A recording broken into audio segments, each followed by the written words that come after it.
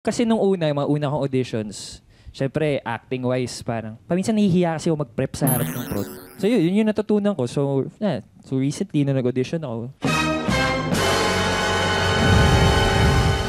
Oo.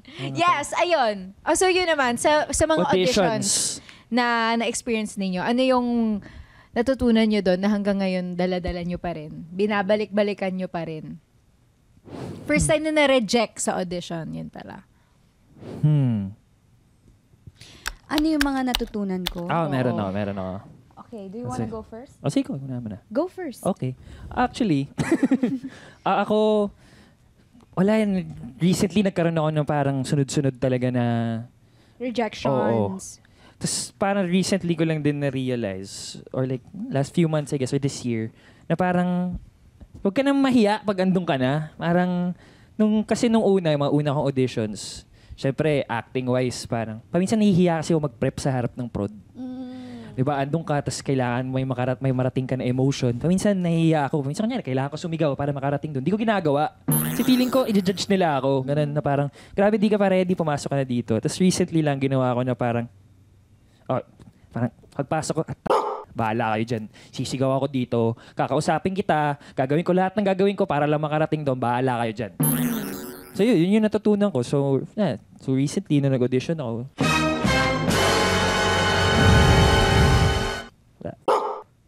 Yes. Yes, girl. Yun yung sa akin. Ano naman yung sa'yo?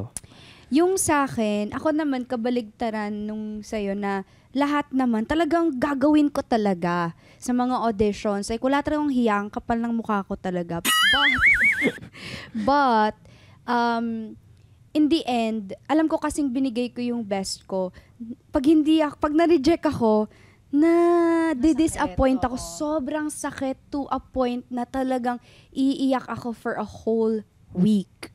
However, ang natutunan ko is, if it's for you, it's really gonna be for you. But if it's not, wala ka talagang magagawa na talaga.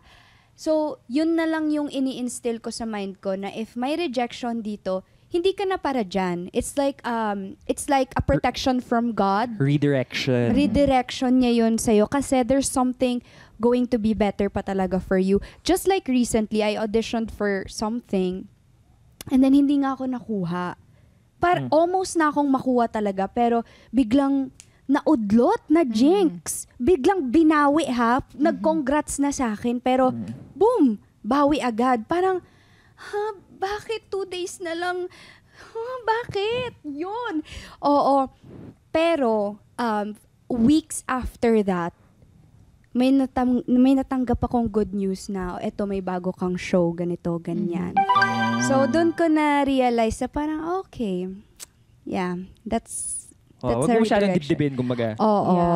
I think yun din yung sagot ko, na I'm exactly the same, na ganun din, na kasi ako yung parang, yung kapag nag-audition ako, tapos binigay ko na yung all ko, yung nagsastart na ako magdelulu na ini-imagine ko na yung sarili ko in that opportunity, in that role, ko ano yung mangyayari sa akin pag nakuha ko yun. Kasi, syempre, in your mind, minamanifest mo na makukuha mo, tapos biglang di mo makukuha. Tsaka prep na rin kasi yun sa'yo na parang iaano mo na, i-imbibe mo na Yes, so I agree. Same din ako na yung pwede mo i-mourn yung opportunities na hindi mo nakukuha, pero wag kang magstay doon. Kasi may dadating na, may reason bakit hindi mo yan nakuha. Kayo? How about you guys? Yes. Siguro ang natutunan ko sa mga rejections or like auditions na nadaanan ko is dapat di mo siya iniisip na parang yun yung judgment of who you are or what you can do. Beautifully said. So, kumbaga audition ka lang, show what you can do, talo, panalo, tanggap, hindi. Laban ulit. Ganun. That's not the entirety of your life talaga. That's kasi just minsan a portion. Kaya ako hindi natanggap kasi hindi ako marunong, hindi ako magaling, ganito, ganyan. So, yun. Masyado mong sinasamba yung audition. Parang, nandito siya. Kumbaga, pag di ka natanggap, kaulan nila. Okay. Yeah. See you next time. Ikaw. Actually, ganun din kay Nef. Kasi, ang dami kong na-auditionan na simula nung bata ako. And, kailan lang naman ako nabigyan ng opportunity. Nasa 20s na ako. So, yun din yung natutunan ko. Na parang pag may in-auditionan ka, Like, nandun na yung part na naghanda ka, na binigay mo nga yung best mo. Pero, hindi dapat yung parang nalulugmok ka after. Kasi, audition pa lang naman eh. Kung di ka kinuha, baka hindi talaga para sa'yo.